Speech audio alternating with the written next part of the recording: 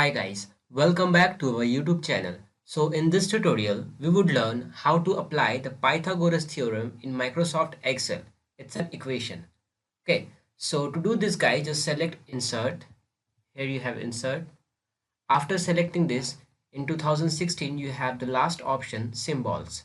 When you select it, then the first option you have equation, then click on this arrow.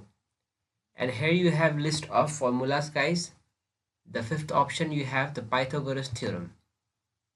Just after selecting you have this formula on your screen guys, and then you can select or drag it, you can rotate it, or you can decide its shape size. Okay, shape means the rectangular shape. Okay, also guys, if you want to do some change on it, then you can click the text, like you can change this A and write whatever the letters, the digits you want to add, like I'm writing 15.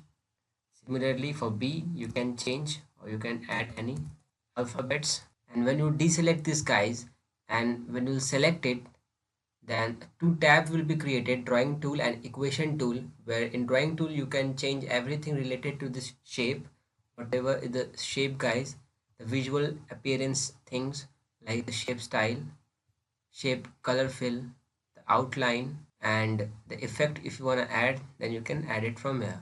Similarly, in this equation tool, you can change the symbol if you want to add extra symbol, Fahrenheit, Celsius, plus, minus.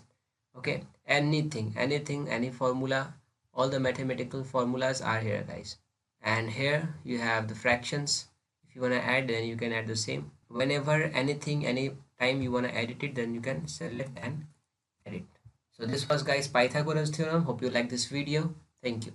If you really like the content, then please like the video and click subscribe to see more videos like this. And don't forget to share this video with others. You can find the link to complete basics to advanced Excel tutorial in the description below, or you can visit mahagurus.com to see lots of other software courses. Thank you.